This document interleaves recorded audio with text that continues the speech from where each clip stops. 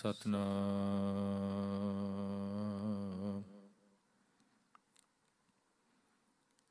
ਵਾਹਿਗੁਰੂ ਸਾਹਿਬ JIO. ਮਨ ਕਰ ਕਬਹੂ ਨਾ ਹਰਿ ਗੁਣ ਗਾਇਓ, ਵਿਖਿਆ ਸਕਤ ਰਹਿਓ ਨਿਸਬਾਸੁਰ, ਕੀਨੋ ਆਪਣੋ ਭਾਇਓ।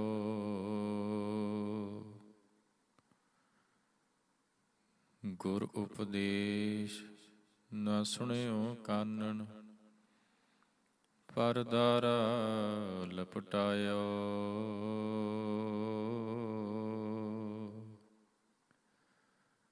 ਪਰ ਨਿੰਦਾ ਕਾਰਣ ਬਹੁ ਧਾਵਤ, ਸਮਝਿਓ ਨਹ ਸਮਝਾਇਓ। ਕਹਾਂ ਕਹੂੰ ਮੈਂ ਆਪਣੀ ਕਰਨੀ, ਜਿਹ ਬਿਧ ਜਨਮ ਗਵਾਇਓ।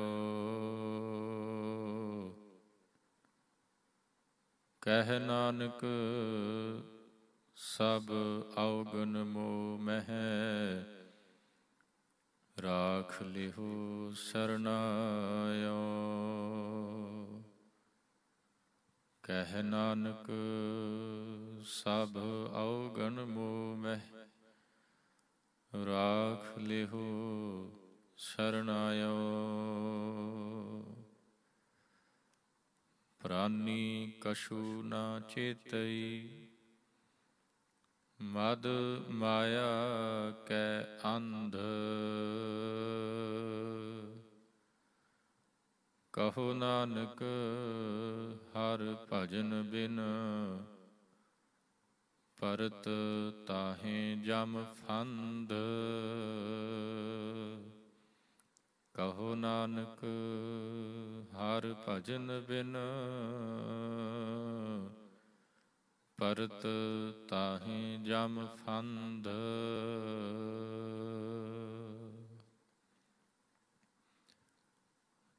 ਪਰਮ ਸਨਮਾਨਯੋਗ ਜੁਗੋ ਜੁਗ ਅਟਲ ਸਤਿਗੁਰੂ ਗੁਰੂ ਗ੍ਰੰਥ ਸਾਹਿਬ ਮਹਾਰਾਜ ਜੀ ਦੀ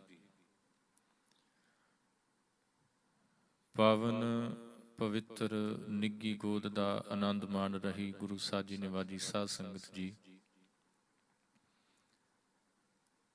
ਸਤਿਗੁਰਾਂ ਦੀ ਅਪਾਰ ਰਹਿਮਤ ਸਦਕਾ ਭਾਈ ਸਾਹਿਬ ਜੀ ਦੇ ਜਥੇ ਪਾਸੋਂ ਤੁਰਕੀ ਬਾਣੀ ਦਾ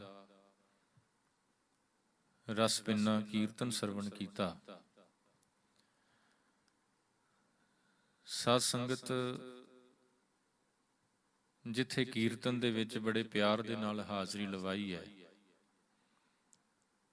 ਉਸੇ ਪਿਆਰ ਉਸੇ ਇਕਾਗਰਤਾ ਦੇ ਨਾਲ ਨਾਵੇਂ ਪਾਤਸ਼ਾਹ ਧੰਨ ਗੁਰੂ ਤੇਗ ਬਹਾਦਰ ਮਹਾਰਾਜ ਜੀ ਦੇ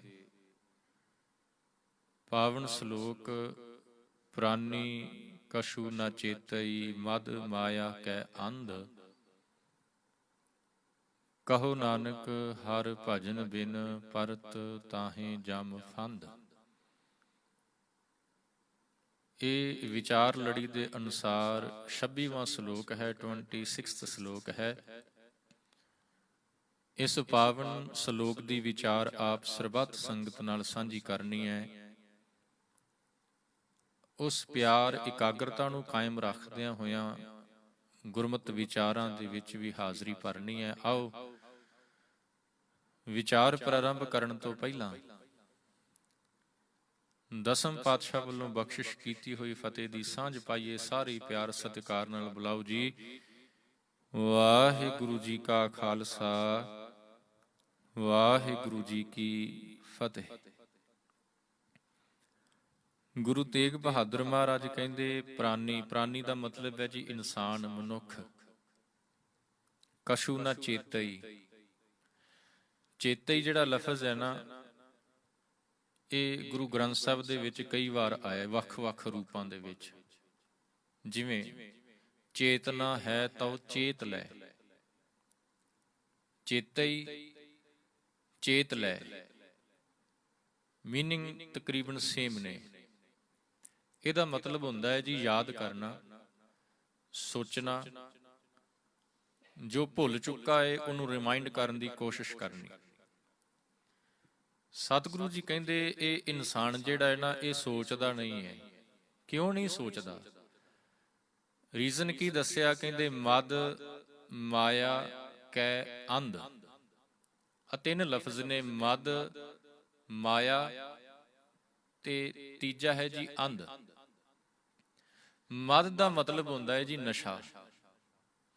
ਮਾਇਆ ਦਾ ਮਤਲਬ ਆਪਾਂ ਸਾਰੇ ਸਮਝਦੇ ਹਾਂ ਜੀ, ਪਰ ਇੱਥੇ ਮੈਂ ਬੇਨਤੀ ਕਰਾਂ, ਰਿਮਾਈਂਡ ਕਰਵਾ ਦੇਵਾਂ, ਤੁਹਾਨੂੰ ਪਤਾ ਹੀ ਹੈ ਕਿ ਮਾਇਆ ਕੇਵਲ ਪੈਸਾ ਨਹੀਂ। ਮਾਇਆ ਕੇਵਲ ਪੈਸਾ ਨਹੀਂ ਹੈ। ਮਾਇਆ ਦਾ ਪਰਿਵਾਰ ਬਹੁਤ ਵੱਡਾ। ਮਾਇਆ ਦਾ ਪਰਿਵਾਰ ਬਹੁਤ ਵੱਡਾ। ਮਾਇਆ ਹੈਜ਼ ਅ ਬਿਗ ਫੈਮਿਲੀ। ਤੇ ਮਤ ਸੋਚਿਓ ਕਿ ਇੱਥੇ ਮੈਂ ਕਿਸੇ ਐਸੇ ਪਰਸਨ ਦਾ ਜ਼ਿਕਰ ਕਰ ਰਿਹਾ ਜਿਸ ਦਾ ਨਾਮ ਮਾਇਆ ਹੋਵੇ। ਨਹੀਂ, ਮਾਇਆ ਦਾ ਮਤਲਬ ਹੈ ਹਰ ਇੱਕ ਉਹ ਵਸਤੂ, ਹਰ ਇੱਕ ਉਹ ਚੀਜ਼ ਜਿਹੜੀ ਸਾਨੂੰ ਰੱਬ ਦੇ ਨਾਲੋਂ, ਗੁਰੂ ਦੇ ਨਾਲੋਂ ਤੋੜਦੀ ਹੈ। ਉਹ ਕੁਝ ਵੀ ਹੋ ਸਕਦਾ ਹੈ। ਉਹ ਪੈਸਾ ਵੀ ਹੋ ਸਕਦਾ ਹੈ, ਉਹ ਪਰਿਵਾਰ ਵੀ ਹੋ ਸਕਦਾ ਹੈ, ਉਹ ਸੱਜਣ ਮਿੱਤਰ ਵੀ ਹੋ ਸਕਦੇ ਨੇ, ਜ਼ਮੀਨ ਜਾਇਦਾਦ ਵੀ ਹੋ ਸਕਦੀ ਹੈ, ਕੁਝ ਵੀ ਹੋ ਸਕਦਾ ਹੈ। ਹਰ ਇੱਕ ਉਹ ਵਸਤੂ ਜਿਹੜੀ ਸਾਨੂੰ ਪਰਮਾਤਮਾ ਦੇ ਨਾਲੋਂ ਤੋੜੇ, ਉਹ ਮਾਇਆ। ਅੰਧ, ਅੰਧ ਦਾ ਮਤਲਬ ਹੁੰਦਾ ਹੈ ਜੀ ਬਲਾਈਂਡ। ਸਤਿਗੁਰੂ ਜੀ ਕਹਿੰਦੇ ਇਹ ਇਨਸਾਨ ਸੋਚਦਾ ਕੁਝ ਨਹੀਂ, ਯਾਦ ਨਹੀਂ ਕਰਦਾ। ਰੀਜ਼ਨ ਕੀ ਹੈ? ਕਿ ਇਹ ਮਾਇਆ ਦੇ ਨਸ਼ੇ ਦੇ ਵਿੱਚ ਅੰਨਾ ਹੋ ਗਿਆ। ਜਿਹੜਾ ਮਾਇਆ ਦੇ ਨਸ਼ੇ 'ਚ ਅੰਨਾ ਹੋ ਗਿਆ, ਸਤਿਗੁਰੂ ਜੀ ਕਹਿੰਦੇ ਕਹੋ ਨਾਨਕ ਬਿਨ ਹਰ ਭਜਨ ਪਰਤ ਤਾਹੇ ਜਮ ਫੰਦ। ਰੱਬ ਨੂੰ ਕਿੱਥੋਂ ਯਾਦ ਕਰੇਗਾ? ਜਿਹੜਾ ਮਾਇਆ ਦੇ ਨਸ਼ੇ 'ਚ ਹੀ ਅੰਨਾ ਹੋ ਚੁੱਕਾ ਹੈ, ਉਹ ਰੱਬ ਨੂੰ ਯਾਦ ਨਹੀਂ ਕਰੇਗਾ। ਤੇ ਜਿਹੜਾ ਰੱਬ ਨੂੰ ਯਾਦ ਨਹੀਂ ਕਰੇਗਾ, ਸਤਿਗੁਰੂ ਜੀ ਕਹਿੰਦੇ ਫਿਰ ਉਹਦੇ ਗਲੇ ਦੇ ਵਿੱਚੋਂ ਜਮ ਫੰਦ। ਜਮ ਫੰਦ ਦਾ ਮਤਲਬ, ਫੰਦ ਕਹਿੰਦੇ ਨੇ ਜੀ ਨੂਸ। ਗਲੇ ਦੇ ਵਿੱਚ ਜਮਾਂ ਦੀ ਫਾਹੀ ਪਈ ਰਹਿੰਦੀ ਹੈ ਉਹਦੇ। ਇੱਥੇ ਜਮਾਂ ਦੀ ਫਾਹੀ ਦਾ ਮਤਲਬ ਕਿ ਉਹ ਵਾਰ-ਵਾਰ ਜੰਮਦਾ ਤੇ ਮਰਦਾ ਰਹਿੰਦਾ ਹੈ। ਜੀਵਨ ਮੰਜ਼ਿਲ ਤੱਕ ਨਹੀਂ ਪਹੁੰਚ ਪਾਉਂਦਾ ਉਹਦਾ, ਭਟਕਦਾ ਰਹਿੰਦਾ ਹੈ। ਤੇ ਖਿਆਲ ਕਰਿਓ ਸਾਧ ਸੰਗਤ, ਤੁਸੀਂ ਸਾਰੀ ਬਾਣੀ ਨੂੰ ਪਿਆਰ ਕਰਨ ਵਾਲੇ ਬੈਠੇ ਹੋ, ਤੇ ਕੋਸ਼ਿਸ਼ ਕਰਿਆ ਕਰੀਏ ਕਿ ਹਰ ਇੱਕ ਜੀ ਹਰ ਸਾਲ ਦੇ ਵਿੱਚ ਜੇਕਰ ਹੋ ਸਕੇ ਤਾਂ ਘੱਟੋ ਘੱਟ ਇੱਕ ਗੁਰੂ ਗ੍ਰੰਥ ਸਾਹਿਬ ਮਹਾਰਾਜ ਜੀ ਦੀ ਸੰਪੂਰਨ ਬਾਣੀ ਦਾ ਪਾਠ ਜ਼ਰੂਰ ਕੀਤਾ ਜਾਏ। ਸਹਿਜ ਪਾਠ ਘੱਟੋ ਘੱਟ ਇੱਕ, ਜ਼ਿਆਦਾ ਨਹੀਂ ਤਾਂ ਸਾਲ ਦੇ ਵਿੱਚ ਇੱਕ ਸਹਿਜ ਪਾਠ ਕਰਨਾ ਕੋਈ ਮੁਸ਼ਕਲ ਨਹੀਂ। ਜੇ ਜਿਨ੍ਹਾਂ ਨੂੰ ਗੁਰਮੁਖੀ ਆਂਦੀ ਹੈ, ਪ੍ਰਵਾਨ ਹੈ, ਮੁਬਾਰਕ ਹੈ ਜੀ, ਉਹ ਵਧਾਈ ਦੇ ਪਾਤਰ ਨੇ। ਜਿਨ੍ਹਾਂ ਨੂੰ ਗੁਰਮੁਖੀ ਨਹੀਂ ਆਂਦੀ, ਹਿੰਦੀ ਆਂਦੀ ਹੈ, ਹਿੰਦੀ ਵਿੱਚ ਵੀ ਤੁਹਾਨੂੰ ਗੁਰੂ ਗ੍ਰੰਥ ਸਾਹਿਬ ਦੀ ਬਾਣੀ ਮਿਲ ਜਾਏਗੀ। ਪੋਥੀਆਂ ਮਿਲ ਜਾਂਦੀਆਂ ਨੇ, ਇੰਗਲਿਸ਼ ਦੇ ਵਿੱਚ, ਰੋਮਨਾਈਜ਼ ਦੇ ਵਿੱਚ ਵੀ ਮਿਲ ਜਾਂਦੀਆਂ ਨੇ। ਸੋ ਕੋਸ਼ਿਸ਼ ਕਰੀਏ ਕਿ ਸਾਲ ਦੇ ਵਿੱਚ ਘੱਟੋ ਘੱਟ ਇੱਕ ਗੁਰੂ ਗ੍ਰੰਥ ਸਾਹਿਬ ਮਹਾਰਾਜ ਜੀ ਦੀ ਬਾਣੀ ਦਾ ਸਹਿਜ ਪਾਠ ਜ਼ਰੂਰ ਕਰੀਏ। ਉਹਦਾ ਰੀਜ਼ਨ ਪਤਾ ਕੀ ਹੈ? ਜਿਵੇਂ ਜਿਵੇਂ ਅਸੀਂ ਬਾਣੀ ਪੜਾਂਗੇ, ਜਿਹੜੇ ਕਹਿੰਦੇ ਨੇ ਨਾ ਜੀ ਬਾਣੀ ਸਮਝ ਨਹੀਂ ਪੈਂਦੀ, ਹੌਲੀ ਹੌਲੀ ਬਾਣੀ ਸਮਝ ਪੈਣੀ ਸ਼ੁਰੂ ਹੋ ਜਾਏਗੀ। ਹੌਲੀ ਹੌਲੀ ਬਾਣੀ ਸਮਝ ਪੈਣੀ ਸ਼ੁਰੂ ਹੋ ਜਾਏਗੀ।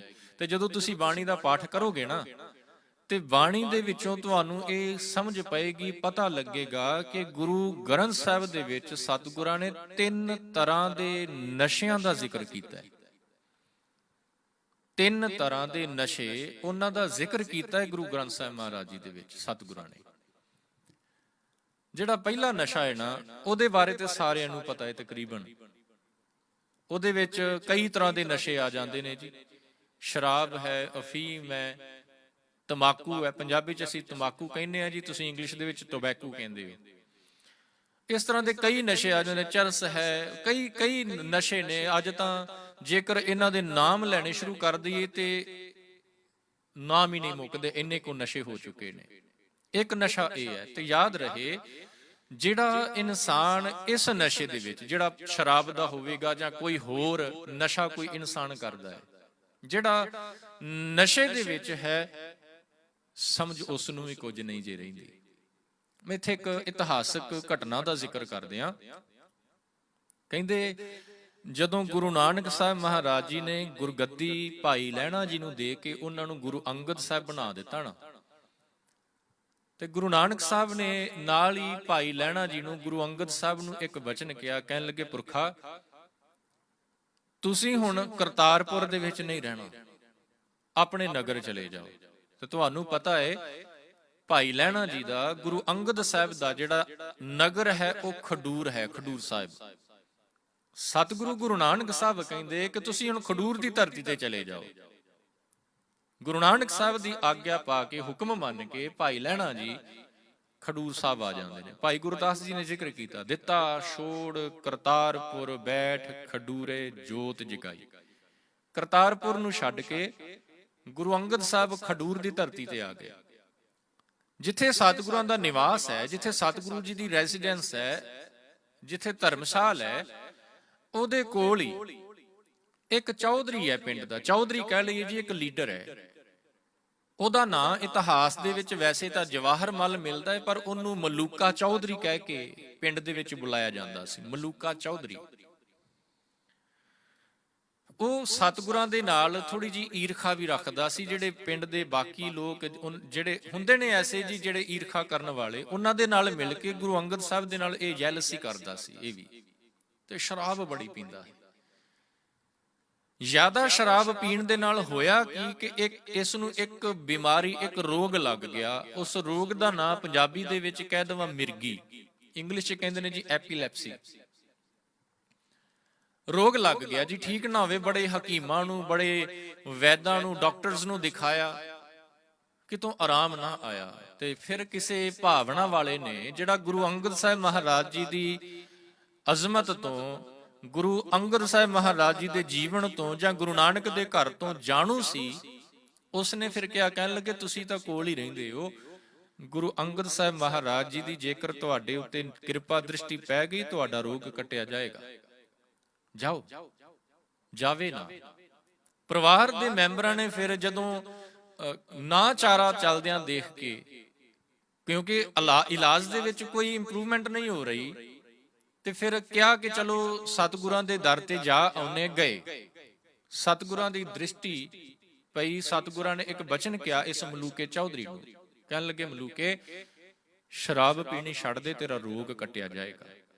ਛੱਡ ਦਿੱਤੀ ਜੀ ਸ਼ਰਾਬ, ਉਸਨੇ ਨਸ਼ਾ ਕਰਨਾ ਛੱਡ ਦਿੱਤਾ, ਠੀਕ ਹੋ ਗਿਆ, ਰੋਗ ਦੂਰ ਹੋ ਗਿਆ। ਦੇਖੋ, ਸਤਿਗੁਰੂ ਦੇ ਘਰ ਦੇ ਵਿੱਚ ਜਦੋਂ ਭਾਵਨਾ ਦੇ ਨਾਲ ਅਸੀਂ ਆਉਨੇ ਆ ਨਾ, ਤੇ ਯਾਦ ਰਹੇ ਸਾਧ ਸੰਗਤ, ਜੀਵਨ ਦੇ ਵਿੱਚ ਕੋਈ ਵੀ ਰੋਗ ਹੋਵੇ, ਕੋਈ ਪਰੇਸ਼ਾਨੀ ਹੋਵੇ, ਕੋਈ ਮੁਸ਼ਕਲ ਹੋਏ, ਉਹ ਲੈ ਕੇ ਅਸੀਂ ਗੁਰੂ ਦੇ ਦਰ ਤੇ ਆਈਏ।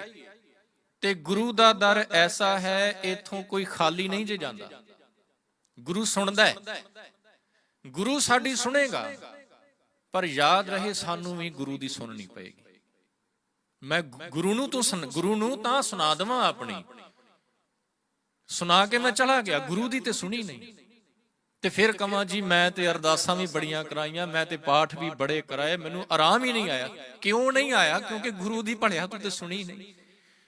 ਜੇ ਸੁਣਦਾ ਤੇ 100% ਸ਼ੋਰ ਹੈ ਕਿ ਤੇਰੀ ਪਰੇਸ਼ਾਨੀ ਦੂਰ ਜ਼ਰੂਰ ਹੋ ਜਾਂਦੀ।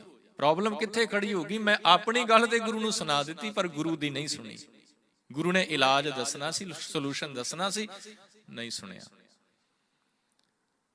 ਭਾਈ ਮਲੂਕੇ ਨੂੰ, ਚੌਧਰੀ ਮਲੂਕੇ ਨੂੰ ਗੁਰੂ ਅੰਗਦ ਸਾਹਿਬ ਮਹਾਰਾਜ ਜੀ ਨੇ ਕਿਹਾ, ਭਲਿਆ ਸ਼ਰਾਬ ਪੀਣੀ ਛੱਡ ਦੇ, ਰੋਗ ਕੱਟਿਆ ਜਾਏਗਾ। ਛੱਡ ਦਿੱਤੀ, ਬਿਮਾਰੀ ਖਤਮ ਹੋ ਗਈ ਜੀ, ਰੋਗ ਦੂਰ ਹੋ ਗਿਆ ਉਹਦਾ। ਉਸੇ ਖਡੂਰ ਸਾਹਿਬ ਦੇ ਵਿੱਚ ਇੱਕ ਜੋਗੀ ਰਹਿੰਦਾ ਹੈ। ਉਸ ਜੋਗੀ ਨੇ ਇਸ ਮਲੂਕੇ ਚੌਧਰੀ ਨੂੰ ਫਿਰ ਚੁੱਕਣਾ ਦਿੱਤੀ, ਆਪਣੀਆਂ ਗੱਲਾਂ ਦੇ ਵਿੱਚ ਲੈ ਆਂਦਾ। ਕਹਿੰਦਾ ਕੁਛ ਨਹੀਂ ਹੁੰਦਾ, ਗੁਰੂ ਐਵੇਂ ਮਾਰਦਾ, ਗੁਰੂ ਨੂੰ ਕੀ ਪਤਾ, ਤੂੰ ਪੀ ਸ਼ਰਾਬ। ਜੋਗੀ ਦੀਆਂ ਗੱਲਾਂ ਦੇ ਵਿੱਚ ਆਣ ਕੇ ਸਾਧ ਸੰਗਤ ਸ਼ਰਾਬ ਪੀਤੀ ਮਲੂਕੇ ਚੌਧਰੀ ਨੇ। ਆਪਣੇ ਘਰ ਦੀ ਛੱਤ ਦੇ ਉੱਤੇ ਚੜ ਗਿਆ ਨਸ਼ੇ ਦੇ ਵਿੱਚ। ਯਾਦ ਰਹੇ, ਨਸ਼ੇ ਦੇ ਵਿੱਚ ਇਨਸਾਨ ਨੂੰ ਕੁਛ ਨਹੀਂ ਜੇ ਪਤਾ ਲੱਗਦਾ ਕੀ ਬੋਲਣਾ ਹੈ ਤੇ ਕੀ ਨਹੀਂ ਬੋਲਣਾ, ਕਿਉਂਕਿ ਉਹ ਹੁਣ ਸੋਚ ਨਹੀਂ ਸਕਦਾ। ਐਸਾ ਉਹਦਾ ਮਾਈਂਡ ਹੋ ਚੁੱਕਾ ਹੈ ਨਸ਼ੇ ਦੇ ਕਾਰਨ, ਸੋਚਦਾ ਕੁਛ ਨਹੀਂ ਪਿਆ। ਸੋਚਣ ਸ਼ਕਤੀ ਉੱਥੇ ਖਤਮ ਹੋ ਜਾਂਦੀ ਹੈ, ਜੋ ਮੂੰਹ ਦੇ ਵਿੱਚ ਆ ਗਿਆ ਬੋਲ ਦੇਣਾ ਹੈ।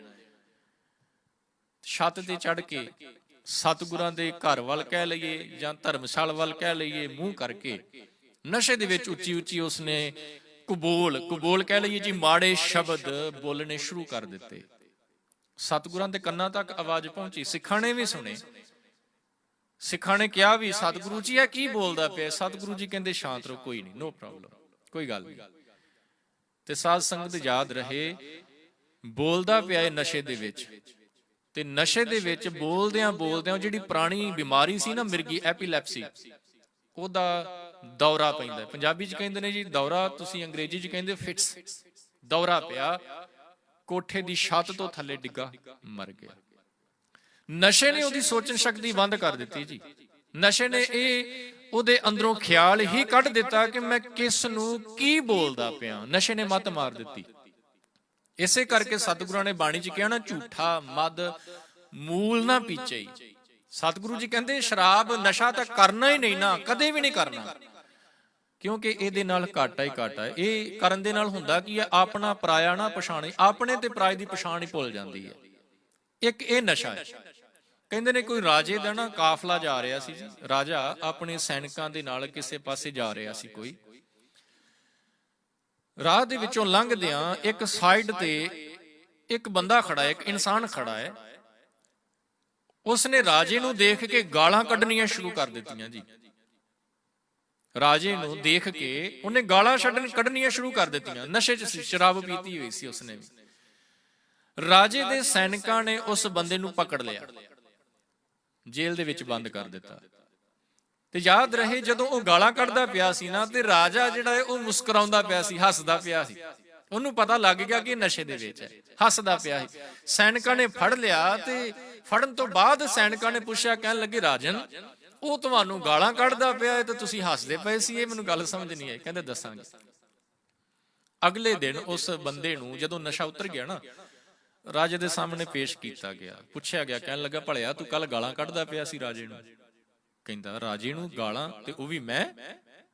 ਕਹਿੰਦਾ ਮੈਂ ਨਹੀਂ ਹੋਵਾਂਗਾ, ਮੈਂ ਗਾਲਾਂ ਕੱਢ ਨਹੀਂ ਸਕਦਾ ਰਾਜੇ ਨੂੰ। ਮੈਨੂੰ ਪਤਾ ਜੇ ਮੈਂ ਰਾਜੇ ਨੂੰ ਗਾਲਾਂ ਕੱਢਾਂਗਾ ਤੇ ਮੇਰਾ ਹੀ ਨੁਕਸਾਨ ਹੋਏਗਾ, ਮੈਨੂੰ ਲਾਭ ਥੋੜੀ ਨਾ ਕੋਈ ਮਿਲਣਾ ਹੈ। ਮੈਂ ਹੀ ਜੇਲ੍ਹ ਦੇ ਵਿੱਚ ਜਾਵਾਂਗਾ, ਮੈਨੂੰ ਹੀ ਸਜ਼ਾ ਮਿਲੇਗੀ, ਮੇਰਾ ਹੀ ਨੁਕਸਾਨ ਹੈ ਜੇ ਮੈਂ ਰਾਜੇ ਨੂੰ ਗਾਲਾਂ ਕੱਢਾਂਗਾ। ਕਹਿੰਦੇ ਤੂੰ ਕੱਢਦਾ ਪਿਆ ਸੀ?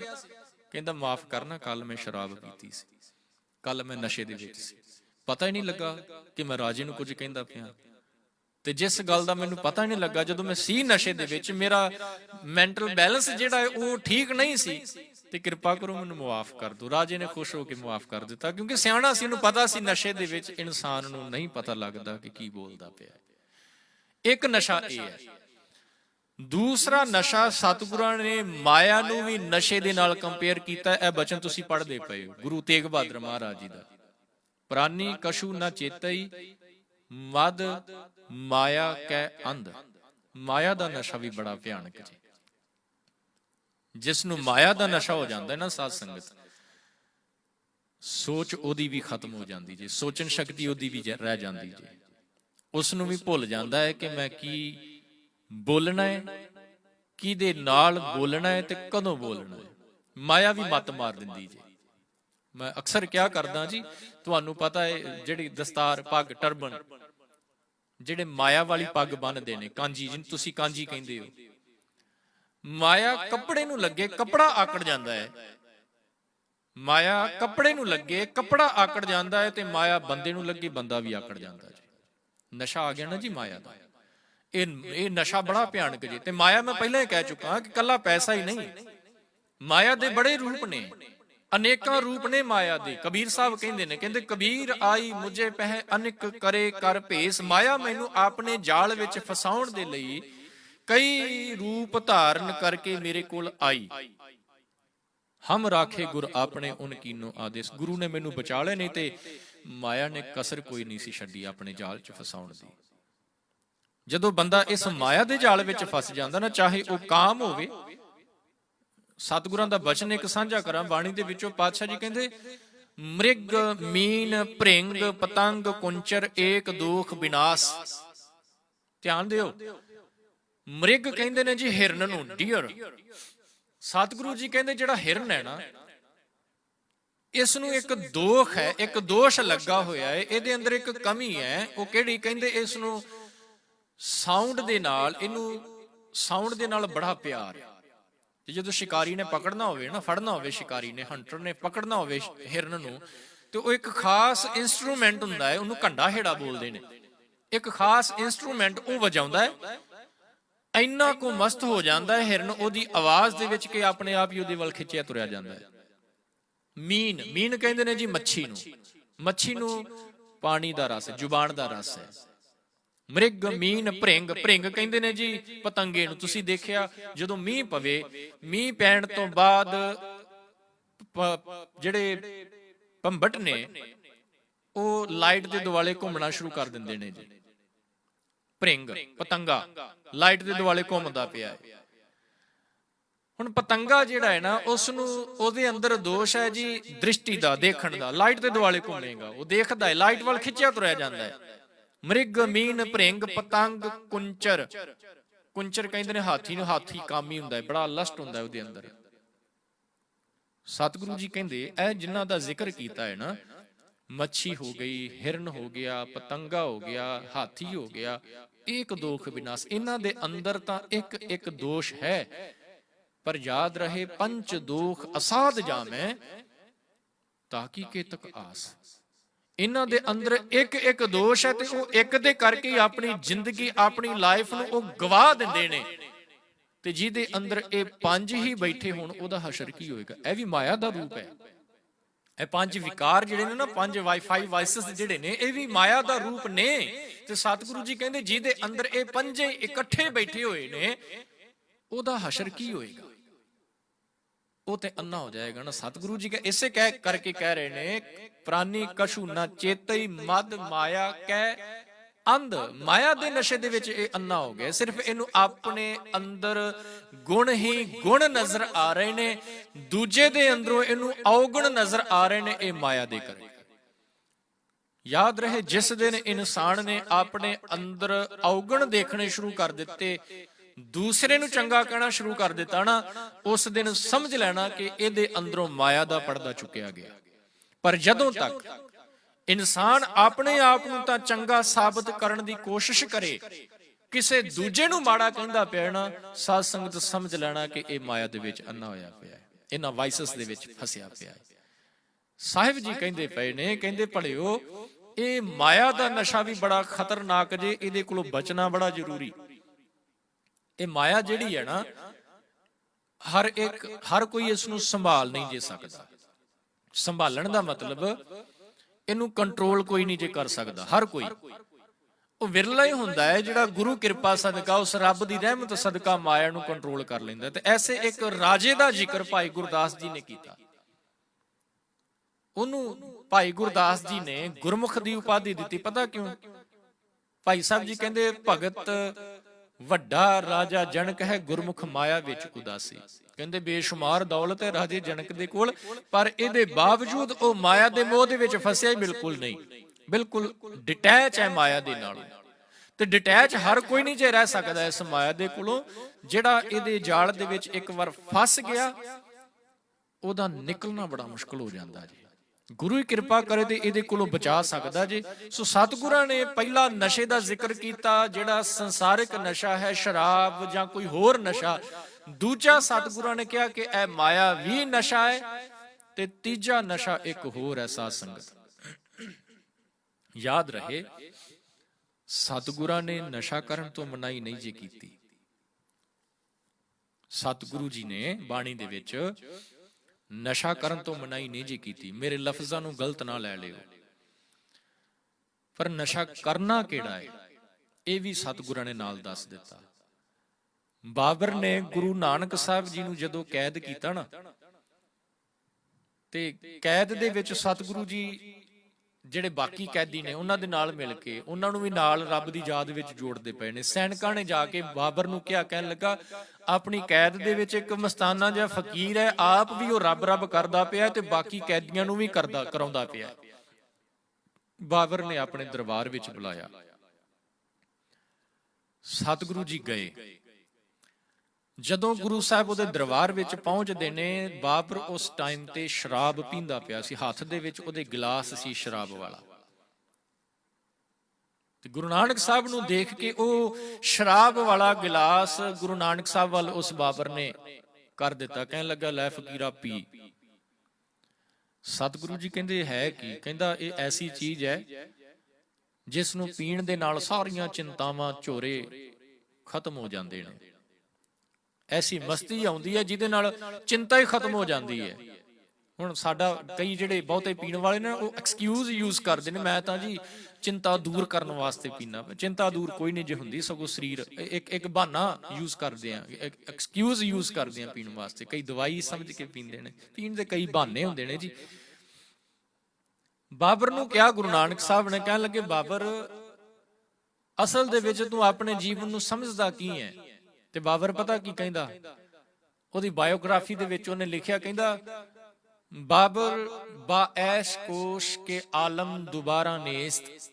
ਬਾਬਰ ਕਹਿੰਦਾ ਗੁਰੂ ਨਾਨਕ ਸਾਹਿਬ ਨੂੰ, ਕਹਿੰਦਾ ਵੀ ਮੈਂ ਤੇ ਇਸ ਜੀਵਨ ਨੂੰ ਏਦਾਂ ਸਮਝਦਾ ਕਿ ਬਾਬਰ ਤੂੰ ਐਸ਼ ਕਰ ਲੈ, ਦੁਬਾਰਾ ਕਿਹੜਾ ਦੁਨੀਆ ਦੇ ਵਿੱਚ ਆਉਣਾ ਹੈ। ਇਸੇ ਕਰਕੇ ਕਹਿੰਦਾ ਮੈਂ ਐਸ਼ ਕਰਦਾ ਪਿਆ, ਐ ਲੈ ਤੂੰ ਵੀ ਪੀ। ਸਤਿਗੁਰੂ ਜੀ ਕਹਿੰਦੇ ਮੈਨੂੰ ਇਹਦੀ ਜ਼ਰੂਰਤ ਨਹੀਂ, ਮੈਂ ਇੱਕ ਐਸਾ ਨਸ਼ਾ ਕੀਤਾ ਹੈ ਜਿਹੜਾ ਨਸ਼ਾ ਕਰਨ ਤੋਂ ਬਾਅਦ ਦੂਜਾ ਨਸ਼ਾ ਕਰਨ ਦੀ ਜ਼ਰੂਰਤ ਹੀ ਕੋਈ ਨਹੀਂ ਰਹਿੰਦੀ। ਇਹ ਸ਼ਰਾਬ ਤੂੰ ਇੱਕ ਗਲਾਸ ਪੀਤਾ ਤੈਨੂੰ ਨਸ਼ਾ ਹੋਏਗਾ, ਕੁਝ ਸਮੇਂ ਬਾਅਦ ਫੇਰ ਪੀਣੀ ਪਏਗੀ, ਇਹਦਾ ਨਸ਼ਾ ਉਤਰ ਜਾਏਗਾ, ਫੇਰ ਪੀਣੀ ਪਏਗੀ। ਮੈਂ ਐਸਾ ਨਸ਼ਾ ਕੀਤਾ ਜਿਸ ਦਾ ਨਸ਼ਾ ਕਰਨ ਤੋਂ ਬਾਅਦ ਦੁਬਾਰਾ ਉਹ ਉਤਰਦਾ ਹੀ ਕਦੇ ਨਹੀਂ। ਉਹ ਐਸਾ ਨਸ਼ਾ ਹੈ ਜਿਸ ਨੇ ਇੱਕ ਵਾਰ ਕਰ ਲਿਆ ਉਹ ਨਸ਼ਾ ਉਤਰਦਾ ਹੀ ਨਹੀਂ। ਸਤਿਗੁਰੂ ਜੀ ਉਹ ਨਸ਼ਾ ਹੈ ਕਿਹੜਾ? ਤੇ ਗੁਰੂ ਨਾਨਕ ਸਾਹਿਬ ਦੇ ਬਚਨ ਹੈ ਜੀ। ਪਤਾ ਕੀ ਕਹਿੰਦੇ? ਕਹਿੰਦੇ ਗੁੜ ਕਰ ਗਿਆਨ ਧਿਆਨ ਘਰ ਧਾਵੈ, ਕਰ ਕਰਨੀ ਕਸ ਪਾਈਐ, ਭਾਠੀ ਭਵਨ ਪ੍ਰੇਮ ਕਾ ਪੋਚਾ, ਇਤ ਰਸ ਅਮਿਓ ਚੁਆਈਐ। ਬਾਬਾ ਮਨ ਮਤਵਾਰੋ ਨਾਮ ਰਸ ਪੀਵੈ। ਇਹ ਨਸ਼ਾ। ਤੀਜਾ, ਸਤਿਗੁਰੂ ਜੀ ਕਹਿੰਦੇ ਪਹਿਲੇ ਦੋ ਨਸ਼ੇ ਜਿਹੜਾ ਵੀ ਇਨਸਾਨ ਕਰੇਗਾ ਉਹਦੀ ਮੱਤ ਮਾਰੀ ਜਾਏਗੀ, ਉਹਦਾ ਜੀਵਨ ਵੇਸਟ ਹੈ ਜੀ। ਜਿਸ ਤਰ੍ਹਾਂ ਮਲੂਕੇ ਚੌਧਰੀ ਨੇ ਨਸ਼ਾ ਕੀਤਾ, ਕੋਠੇ ਦੀ ਛੱਤ ਤੋਂ ਡਿੱਗਾ ਮਰ ਗਿਆ। ਸੰਸਾਰਿਕ ਤੌਰ ਤੇ ਸੰਸਾਰਿਕ ਨਸ਼ੇ ਨੇ ਜ਼ਿੰਦਗੀ ਖਤਮ ਕਰ ਦਿੱਤੀ। ਆਤਮਿਕ ਤੌਰ ਤੇ ਇਨਸਾਨ ਨੂੰ ਮਾਰ ਦਿੰਦਾ ਹੈ ਮਾਇਆ ਦਾ ਨਸ਼ਾ। ਤੇ ਜਿਸ ਨੇ ਪ੍ਰਮਾਤਮਾ ਦੇ ਨਾਮ ਦਾ ਨਸ਼ਾ ਕਰ ਲਿਆ, ਸਤਿਗੁਰੂ ਜੀ ਕਹਿੰਦੇ ਉਹਦਾ ਇਹ ਲੋਕ ਵੀ ਸੁਖੀ ਤੇ ਪਰਲੋਕ ਵੀ ਸੁਖੀ। ਇਸੇ ਕਰਕੇ ਸਤਿਗੁਰਾਂ ਨੇ ਕਿਹਾ ਹਰ ਰਸ ਪੀਵੈ ਅਲ ਮਸਤ ਮਤਵਾਰਾ, ਆਨ ਰਸਾ ਸਭ ਹੋਸ਼ੇ ਰੇ। ਸਤਿਗੁਰੂ ਜੀ ਕਹਿੰਦੇ RAM ਰਸ ਪੀਆ ਰੇ, ਜਿਹੇ ਰਸ ਬਿਸਰ ਗਏ ਰਸ ਔਰ। ਜਿਸ ਨੇ ਇਹ ਨਸ਼ਾ ਕਰ ਲਿਆ, ਸਤਿਗੁਰੂ ਜੀ ਕਹਿੰਦੇ ਉਹਦਾ ਜੀਵਨ ਸਫਲ ਹੋਏਗਾ, ਉਹਦੀ ਭਟਕਣਾ ਖਤਮ ਹੋਏਗੀ। ਤੇ ਯਾਦ ਰਹੇ ਇਨਸਾਨ ਇਸ ਨਸ਼ੇ ਵੱਲ ਧਿਆਨ ਹੀ ਕੋਈ ਨਹੀਂ ਜੇ ਦਿੰਦਾ। ਇਸ ਨੂੰ ਸਿਰਫ ਸੰਸਾਰਿਕ ਨਸ਼ੇ ਦੀ ਜ਼ਰੂਰਤ ਹੈ ਜੋ ਸਮਝਦਾ ਹੈ, ਜਾਂ ਮਾਇਆ ਦੇ ਨਸ਼ੇ ਦੇ ਵਿੱਚ ਮਸਤ ਹੈ। ਤੀਜੇ ਨਸ਼ੇ ਦਾ ਇਸ ਨੇ ਕਦੀ ਖਿਆਲ ਹੀ ਨਹੀਂ ਕੀਤਾ। ਇਸੇ ਕਰਕੇ ਤੇ ਸਤਿਗੁਰੂ ਜੀ ਕਹਿ ਰਹੇ ਨੇ, ਕਹਿੰਦੇ ਪ੍ਰਾਨੀ ਕਛੂ ਨਾ ਚੇਤਾ ਹੀ, ਸੋਚਦਾ ਹੀ ਨਹੀਂ ਹੈ, ਯਾਦ ਹੀ ਨਹੀਂ ਕਰਦਾ ਕਿ ਕੁਝ ਹੋਰ ਵੀ ਹੈ। ਮੈਂ ਤਾਂ ਇਹ ਸੰਸਾਰ ਦੇ ਰੰਗ ਤਮਾਸ਼ੇ ਦੇ ਵਿੱਚ ਮਸਤ ਹੋਇਆ ਪਿਆ, ਇਸ ਤੋਂ ਉੱਪਰ ਵੀ ਬੜਾ ਕੁਝ ਹੈ। ਜਦੋਂ ਇਸ ਤੋਂ ਉੱਪਰ ਉੱਠ ਕੇ ਦੇਖਿਆ ਜਾਏਗਾ ਨਾ, ਫਿਰ ਪਤਾ ਲੱਗੇਗਾ ਕਿ ਮੈਂ ਤਾਂ ਆਪਣੀ ਜ਼ਿੰਦਗੀ ਜਿਹੜੀ ਹੈ ਉਹ ਸਿਰਫ ਹੋਸ਼ੇ ਜਿਹੜੇ ਖਤਮ ਹੋ ਜਾਣ ਵਾਲੇ ਨੇ ਉਹਨਾਂ ਦੇ ਮੋਹ ਦੇ ਵਿੱਚ ਫਸ ਕੇ ਵੇਸਟ ਕਰ ਦਿੱਤੀ। ਅਸਲੀ ਰਸ ਤੋਂ ਤਾਂ ਮੈਂ ਵਾਂਝਾ ਹੀ ਰਹਿ ਗਿਆ। ਸਤਿਗੁਰੂ ਗੁਰੂ ਤੇਗ ਬਹਾਦਰ ਮਹਾਰਾਜ ਰਿਮਾਈਂਡ ਕਰਾ ਰਹੇ ਨੇ, ਜਿੰਨਾ ਛੇਤੀ ਹੋਵੇ ਇਸ ਗੱਲ ਨੂੰ ਆਪਾਂ ਸਮਝ ਜਾਈਏ। ਸੰਸਾਰ ਦਾ ਨਸ਼ਾ, ਮਾਇਆ ਦਾ ਨਸ਼ਾ ਸਵਾਰਨ ਵਾਲਾ ਕੁਝ ਨਹੀਂ ਜੀ। ਮਾਇਆ ਜਿਹੜੀ ਹੈ ਨਾ ਸਾਧ ਸੰਗਤ, ਇਹ ਮਾਇਆ ਸਾਨੂੰ ਆਪਣਿਆਂ ਦੇ ਨਾਲੋਂ ਵੀ ਦੂਰ ਕਰ ਦਿੰਦੀ ਜੇ, ਆਪਣਿਆਂ ਦੇ ਨਾਲੋਂ ਵੀ ਦੂਰ ਕਰ ਦਿੰਦੀ ਜੇ। ਸਤਿਗੁਰਾਂ ਦਾ ਬਚਨ ਬੜਾ ਪਿਆਰਾ, ਜਦੋਂ ਪਿਤਾ ਆਪਣੀ ਜਾਇਦਾਦ ਆਪਣੇ ਬੱਚਿਆਂ ਦੇ ਨਾਮ ਲਗਾਉਂਦਾ ਹੈ ਨਾ ਜੀ, ਅੱਜ ਤੇ ਟ੍ਰੈਂਡ ਹੀ ਹੋ ਗਿਆ ਨਾ ਜੀ ਸਮਾਜ ਦਾ, ਸੁਸਾਇਟੀ ਦਾ, ਕਿ ਪਿਤਾ ਨੇ ਆਪਣੀ ਜਾਇਦਾਦ ਆਪਣੇ ਬੱਚਿਆਂ ਦੇ ਵਿੱਚ ਵੰਡ ਦੇਣੀ ਹੈ, ਬੱਚੇ ਵੀ ਹੱਕ ਜਤਾਉਂਦੇ ਨੇ ਅੱਗੋਂ। ਤੇ ਕਹਿੰਦੇ ਪਿਤਾ ਵੰਡਦਾ ਹੈ ਤੇ ਸਪੋਜ਼ ਕਰ ਲਓ 2-3 ਬੱਚੇ ਨੇ ਉਹਦੇ, 2-3 ਪੁੱਤਰ ਨੇ, ਉਹਨਾਂ ਦੇ ਵਿੱਚ ਵੰਡੀ ਗਈ। ਵੰਡਣ ਤੋਂ ਬਾਅਦ ਵੀ ਕਹਿੰਦੇ ਉਹ ਤਿੰਨ ਚਾਰ ਜਿਹੜੇ ਜਿਨ੍ਹਾਂ ਦੇ ਵਿੱਚ ਵੰਡੀ ਗਈ ਮਾਇਆ, ਉਹ ਆਪਸ ਦੇ ਵਿੱਚ ਲੜ ਕੇ ਮਰ ਜਾਂਦੇ ਨੇ। ਰੀਜ਼ਨ, ਵੱਡਾ ਕਹਿੰਦਾ ਛੋਟੇ ਨੂੰ ਜ਼ਿਆਦਾ ਮਿਲ ਗਈ, ਛੋਟਾ ਕਹਿੰਦਾ ਨਹੀਂ ਵਿਚਕਾਰਲੇ ਨੂੰ ਜ਼ਿਆਦਾ ਮਿਲ ਗਈ, ਵਿਚਕਾਰਲਾ ਕਹਿੰਦਾ ਮੇਰੇ ਨਾਲ ਇਹਨਾਂ ਵਿਤਕਰਾ ਕੀਤਾ, ਇਹਨਾਂ ਦੋਵਾਂ ਨੂੰ ਜ਼ਿਆਦਾ ਦੇ ਦਿੱਤਾ, ਮੈਨੂੰ ਦਿੱਤਾ ਹੀ ਕੁਛ ਨਹੀਂ। ਕਿਸ ਹੀ ਵਾਦ ਘਾਟ ਕਿਸ ਹੀ ਪੈ, ਸਗਲੇ ਲਰ ਲਰ ਮੂਆ। ਇਹ ਮਾਇਆ ਜਿਹੜੀ ਹੈ, ਮਾਇਆ ਦਾ ਨਸ਼ਾ ਜਿਹੜਾ ਹੈ ਨਾ, ਇਹ ਇਨਸਾਨ ਨੂੰ ਸੰਸਾਰਿਕ ਤੌਰ ਤੇ ਖੁਆਰ ਕਰਦਾ ਹੈ, ਆਪਣਿਆਂ ਦੇ ਨਾਲੋਂ ਤੋੜ ਦਿੰਦਾ ਹੈ, ਭਰਾ ਨੂੰ ਭਰਾ ਦਾ ਦੁਸ਼ਮਣ ਬਣਾ ਕੇ ਰੱਖ ਦਿੰਦਾ ਹੈ ਮਾਇਆ ਦਾ ਨਸ਼ਾ। ਸਤਿਗੁਰੂ ਜੀ ਕਹਿੰਦੇ ਜਦੋਂ ਨਾਮ ਦਾ ਨਸ਼ਾ ਕਰ ਲਿਆ ਜਾਏਗਾ ਨਾ, ਰਸ ਚੱਖ ਲਿਆ ਜਾਏਗਾ, ਫਿਰ ਇਹ ਮਾਇਆ ਵੀ ਜਿਹੜੀ ਹੈ ਨਾ, ਮਾਇਆ ਦਾਸੀ ਭਗਤਾਂ ਕੀ ਕਾਰ ਕਮਾਵੇ, ਫਿਰ ਇਹ ਮਾਇਆ ਕੰਟਰੋਲ ਦੇ ਵਿੱਚ ਆ ਜਾਏਗੀ। ਫਿਰ ਇਹ ਮਾਇਆ ਸਾਡੀ ਖੁਆਰੀ ਨਹੀਂ ਕਰੇਗੀ, ਸਾਨੂੰ ਭਟਕਾਏਗੀ ਨਹੀਂ, ਫਿਰ ਇਹ ਸਾਡੇ ਕੰਮ ਸਵਾਰੇਗੀ, ਇਹ ਕੰਟਰੋਲ ਦੇ ਵਿੱਚ ਆ ਜਾਏਗੀ। ਤੇ ਆਵੇਗੀ ਤਾਂ ਜਦੋਂ ਗੁਰੂ ਸ਼ਰਨ ਦੇ ਵਿੱਚ ਆਣ ਕੇ ਆਪਾਂ ਪ੍ਰਮਾਤਮਾ ਦੇ ਨਾਮ ਦਾ ਰਸ ਚੱਖ ਲਵਾਂਗੇ। ਜਦੋਂ ਨਾਮ ਦਾ ਨਸ਼ਾ ਕਰ ਲਿਆ, ਫਿਰ ਇਹ ਮਾਇਆ ਕੰਟਰੋਲ 'ਚ ਆ ਜਾਏਗੀ। ਮਾਇਆ ਦਾ ਨਸ਼ਾ ਕੰਟਰੋਲ 'ਚ ਆ ਗਿਆ, ਸੰਸਾਰਿਕ ਨਸ਼ਾ ਛੁੱਟ ਜਾਏਗਾ। ਪਤਾ ਲੱਗ ਜਾਏਗਾ ਨਾ ਕਿ ਇਸ ਨਸ਼ੇ ਦੇ ਵਿੱਚ ਕੇਵਲ ਆਪਣੀ ਸਿਹਤ ਦਾ ਵਿਗਾੜ ਹੈ, ਫਿਰ ਕਿਸੇ ਬਹਾਨੇ ਦੀ ਜ਼ਰੂਰਤ ਨਹੀਂ ਰਹਿ ਜਾਣੀ। ਫਿਰ ਇਨਸਾਨ ਸੰਸਾਰਿਕ ਨਸ਼ੇ ਨੂੰ ਛੱਡ ਕੇ ਮਾਇਆ ਨੂੰ ਕੰਟਰੋਲ 'ਚ ਕਰਕੇ ਪ੍ਰਮਾਤਮਾ ਦੇ ਨਾਮ ਰਸ ਦੇ ਵਿੱਚ ਮਗਨ ਹੋ ਕੇ ਆਪਣੇ ਜੀਵਨ ਨੂੰ ਸਫਲ ਬਣਾਏਗਾ। ਪਰ ਜੇਕਰ ਨਾ ਹੋ ਪਾਇਆ ਏਦਾਂ, ਜੇਕਰ ਇਨਸਾਨ ਨਾ ਜੁੜ ਪਾਇਆ, ਫਿਰ ਸਤਿਗੁਰੂ ਜੀ ਕਹਿੰਦੇ ਨੇ, ਕਹੋ ਨਾਨਕ ਬਿਨ ਹਰ ਭਜਨ ਪਰਤ ਤਾਹੇ ਜਮ ਫੰਦ। ਜਿਹੜਾ ਨਾਮ ਦਾ ਰਸ ਚੱਖ ਲਿਆ ਜਿਸ ਨੇ, ਉਹਦੇ ਗਲੇ 'ਚੋਂ ਜਮਾਂ ਦੀ ਫਾਹੀ ਨਿਕਲ ਜਾਏਗੀ। ਜਿਸ ਨੇ ਨਹੀਂ ਚੱਖਿਆ, ਉਹਦੇ ਗਲ ਦੇ ਵਿੱਚ ਪਈ ਰਹੇਗੀ, ਭਟਕਦਾ ਰਹੇਗਾ, ਜੰਮਦਾ ਮਰਦਾ ਰਹੇਗਾ, ਜੀਵਨ ਦੇ ਵਿੱਚ ਟਿਕਾ ਕਦੇ ਨਹੀਂ। ਇਸੇ ਕਰਕੇ ਹੀ ਨਾ ਗੁਰੂ ਅਰਜਨ ਸਾਹਿਬ ਨੇ ਬਾਬਾ ਪ੍ਰਿਥੀ ਚੰਦ ਜੀ ਨੂੰ ਇੱਕ ਵਾਰ ਕਿਹਾ ਸੀ, ਪਤਾ ਕੀ ਕਿਹਾ? ਪੈਸੇ ਗਿਣਦੇ ਪਏ ਸੀ ਬਾਬਾ ਪ੍ਰਿਥੀ ਚੰਦ, ਕੋਇਨ ਗਿਣਦੇ ਪਏ ਸੀ। ਤੇ ਕਿਤੇ ਨੋਟ ਕਰਿਓ, ਤੁਸੀਂ ਕੋਇਨ ਗਿਣੋ ਨਾ ਜਦੋਂ, ਤੇ ਕੋਇਨ ਦੀ ਜਿਹੜੀ ਕਾਲਖ ਹੈ ਨਾ, ਕਾਲਖ ਕਹਿ ਲਈਏ ਜੀ ਆਪਾਂ, ਫਿਲਥ ਕਹਿ ਲਈਏ, ਉਹ ਉਂਗਲਾਂ ਨੂੰ ਲੱਗ ਜਾਂਦੀ ਹੈ, ਫਿੰਗਰਸ ਨੂੰ ਲੱਗ ਜਾਂਦੀ ਹੈ। ਫਿੰਗਰਸ ਜਿਹੜੀਆਂ ਨੇ ਕਾਲੀਆਂ ਹੋ ਜਾਂਦੀਆਂ ਨੇ, ਉਂਗਲਾਂ ਕਾਲੀਆਂ ਹੋ ਜਾਂਦੀਆਂ ਨੇ। ਤੇ ਗੁਰੂ ਅਰਜਨ ਸਾਹਿਬ ਨੇ ਦੇਖਿਆ ਉਂਗਲਾਂ ਕਾਲੀਆਂ ਨੇ, ਤੇ ਉੱਥੇ ਕਿਹਾ ਬਾਬਾ ਪ੍ਰਿਥੀ ਚੰਦ ਨੂੰ, ਕਹਿਣ ਲੱਗੇ, ਬੇਟਾ ਦੇਖਣਾ ਕਿਤੇ ਇਹ ਮਾਇਆ ਦੀ ਕਾਲਖ ਜਿਹੜੀ ਉਂਗਲਾਂ ਤੇ ਲੱਗੀ ਹੋਈ ਹੈ ਨਾ, ਇਹ ਅੰਦਰ ਨਾ ਲੱਗ ਜਾਏ। ਉਂਗਲਾਂ ਤੇ ਲੱਗੀ ਹੈ ਠੀਕ ਹੈ, ਪਾਣੀ ਦੇ ਨਾਲ ਧੋਵਾਂਗੇ, ਸਾਫ਼ ਹੋ ਜਾਣਗੀਆਂ, ਪਰ ਜੇਕਰ ਇਹ ਕਾਲਖ ਅੰਦਰ ਲੱਗ ਗਈ ਨਾ, ਇਸ ਨੂੰ ਧੋਣਾ ਬੜਾ ਮੁਸ਼ਕਲ ਹੋ ਜਾਣਾ। ਸਤਿਗੁਰਾਂ ਨੇ ਸਾਵਧਾਨ ਕੀਤਾ ਉੱਥੇ ਬਾਬਾ ਪ੍ਰਿਥੀ ਚੰਦ ਨੂੰ, ਪਰ ਬਾਬਾ ਪ੍ਰਿਥੀ ਚੰਦ ਨਹੀਂ ਸਮਝ ਪਾਏ, ਉਹ ਬਾਤ ਦੀ ਗੱਲ ਹੈ। ਸੋ ਸਤਿਗੁਰੂ ਗੁਰੂ ਤੇਗ ਬਹਾਦਰ ਮਹਾਰਾਜ ਕਹਿੰਦੇ, ਕਹੋ ਨਾਨਕ ਬਿਨ ਹਰ ਭਜਨ ਪਰਤ ਤਾਹੇ ਜਮ ਫੰਦ। ਤੇ ਯਾਦ ਰਹੇ ਸਾਧ ਸੰਗਤ, ਬਾਬਾ ਪ੍ਰਿਥੀ ਚੰਦ ਸਮਝਿਆ ਨਹੀਂ, ਤੇ ਅੱਜ ਤੱਕ ਤਾਂ ਕੀ ਰਹਿੰਦੀ ਦੁਨੀਆ ਤੱਕ ਬਾਬੇ ਪ੍ਰਿਥੀ ਚੰਦ ਦਾ ਜ਼ਿਕਰ ਉਹਨਾਂ ਦੇ ਵਿੱਚ ਹੁੰਦਾ ਰਹੇਗਾ ਜਿਨ੍ਹਾਂ ਨੇ ਗੁਰੂ ਘਰ ਦੀ ਵਿਰੋਧਤਾ ਕੀਤੀ।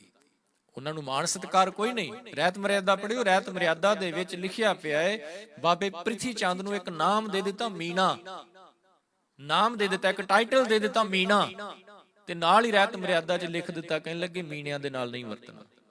ਬਾਬਾ ਪ੍ਰਿਥੀ ਚੰਦ ਦੀ ਜਿਹੜੀ ਕੁੱਲ ਹੈ ਉਹਦੇ ਨਾਲ ਨਹੀਂ ਵਰਤਣਾ। ਕਿਉਂ? ਕਿਉਂਕਿ ਗੁਰੂ ਘਰ ਦਾ ਵਿਰੋਧੀ ਸੀ। ਗੁਰੂ ਅਰਜਨ ਸਾਹਿਬ ਦੇ ਨਾਲ ਵਿਰੋਧਤਾ ਕਰਦਾ ਰਿਹਾ। ਗੁਰੂ ਅਰਜਨ ਸਾਹਿਬ ਦੇ ਪੁੱਤਰ ਗੁਰੂ ਹਰਗੋਬਿੰਦ ਸਾਹਿਬ ਮਹਾਰਾਜ ਜੀ ਨੂੰ ਮਾਰਨ ਦੀਆਂ ਕੋਸ਼ਿਸ਼ਾਂ ਕਰਦਾ ਰਿਹਾ ਬਾਬਾ ਪ੍ਰਿਥੀ ਚੰਦ। ਇਹ ਹਾਲਤ ਉਹਦੀ ਹੈ ਜਿਹੜਾ ਮਾਇਆ ਦੇ ਨਸ਼ੇ ਵਿੱਚ ਫਸਿਆ ਪਿਆ ਹੈ, ਤੇ ਜਿਹੜਾ ਫਸਿਆ ਪਿਆ ਹੈ ਉਹਦੀ ਹਾਲਤ ਐਸੀ ਹੀ ਹੋਏਗੀ। ਗੁਰੂ ਤੇਗ ਬਹਾਦਰ ਮਹਾਰਾਜ ਕਹਿੰਦੇ ਨੇ, ਕਹੋ ਨਾਨਕ ਬਿਨ ਹਰ ਭਜਨ ਪਰਤ ਤਾਹੇ ਜਮ ਫੰਦ। ਉਹ ਭਟਕਦਾ ਰਹੇਗਾ ਜੀ, ਭਟਕਣਾ ਖਤਮ ਹੋਣ ਵਾਲੇ ਨੇ। ਗੁਰੂ ਕਿਰਪਾ ਕਰੇ। ਬੇਨਤੀ ਕਰੀਏ ਸਾਧ ਸੰਗਤ, ਕਿਤੇ ਜਿਹੜੇ ਪਹਿਲਾ ਨਸ਼ਾ ਨਹੀਂ ਕਰਦੇ ਉਹਨਾਂ ਨੂੰ ਬਹੁਤ ਬਹੁਤ ਮੁਬਾਰਕਾਂ, ਜਿਹੜੇ ਕਰਦੇ ਨੇ ਉਹਨਾਂ ਵਾਸਤੇ ਸਾਰੀ ਮਿਲ ਕੇ ਅਰਦਾਸ ਕਰੀਏ, ਗੁਰੂ ਕਿਰਪਾ ਕਰੇ ਉਹਨਾਂ ਦਾ ਨਸ਼ਾ ਛੁੱਟ ਜਾਏ, ਭਾਵੇਂ ਥੋੜਾ ਹੈ ਤੇ ਭਾਵੇਂ ਬਹੁਤਾ ਹੈ। ਤੇ ਜਿਹੜਾ ਦੂਜਾ ਨਸ਼ਾ ਹੈ ਉਹਦੇ ਵਾਸਤੇ ਵੀ ਅਰਦਾਸ ਬੇਨਤੀ ਕਰਨੀ ਪਏਗੀ, ਮੇਰੇ ਮਾਲਕ ਕਿਰਪਾ ਕਰੋ, ਮੈਂ ਨਹੀਂ ਇਹਨੂੰ ਛੱਡ ਸਕਦਾ, ਮੇਰੇ ਕੋਲ ਬੜਾ ਮੁਸ਼ਕਲ ਹੈ, ਤੁਸੀਂ ਰਹਿਮਤ ਕਰੋ ਤੇ ਹੋ ਸਕਦਾ ਹੈ। ਤੇ ਜੇ ਗੁਰੂ ਨੇ ਸਾਡੀ ਸੁਣ ਲਈ, ਮੈਂ ਪਹਿਲਾਂ ਆਰੰਭਤਾ ਦੇ ਵਿੱਚ ਬੇਨਤੀ ਕੀਤੀ ਸੀ, ਗੁਰੂ ਨੂੰ ਆਪਣੀ ਸੁਣਾਈਏ ਤੇ ਗੁਰੂ ਦੀ ਸੁਣੀਏ ਜ਼ਰੂਰ। ਸੁਣਾਂਗੇ ਤੇ ਗੱਲ ਬਣੇਗੀ, ਜੇਕਰ ਆਪਣੀ ਸੁਣਾ ਕੇ ਚਲੇ ਗਏ ਤੇ ਮੁਆਫ ਕਰਨਾ, ਫਿਰ ਸਾਨੂੰ ਇਹ ਕੋਈ ਹੱਕ ਨਹੀਂ ਦਿੰਦਾ ਕਿ ਅਸੀਂ ਵਾਰ-ਵਾਰ ਕੰਪਲੇਨ ਕਰਦੇ ਰਹੀਏ ਕਿ ਗੁਰੂ ਨੇ ਮੇਰੀ ਸੁਣੀ ਨਹੀਂ, ਕਿਉਂਕਿ ਮੈਂ ਗੁਰੂ ਦੀ ਨਹੀਂ ਸੁਣੀ। ਸਤਿਗੁਰੂ ਜੀ ਰਹਿਮਤ ਕਰਨ। ਇਹ ਅਰਜ਼ੋਈ ਕਿਤੇ ਹਰ ਕੋਈ ਕਰੇ ਕਿ ਮੇਰੇ ਮਾਲਕ ਕਿਰਪਾ ਕਰੋ, ਕਿਤੇ ਨਾਮ ਦਾ ਨਸ਼ਾ ਜੀਵਨ ਦੇ ਵਿੱਚ ਆ ਜਾਏ, ਨਾਮ ਦਾ ਰਸ ਜੀਵਨ ਦੇ ਵਿੱਚ ਆ ਜਾਏ, ਤਾਂ ਕਿ ਜੀਵਨ ਸਫਲ ਹੋ ਸਕੇ ਜੀ। ਹੋਈਆਂ ਭੁੱਲਾਂ ਦੀ ਖਿਮਾ ਗੁਰੂ ਅਤੇ ਸੰਗਤ ਬਖਸ਼ਣ ਯੋਗ ਹੈ, ਬਖਸ਼ ਲੈਣਾ। ਵਾਹਿਗੁਰੂ ਜੀ ਕਾ ਖਾਲਸਾ, ਵਾਹਿਗੁਰੂ ਜੀ ਕੀ ਫਤਿਹ।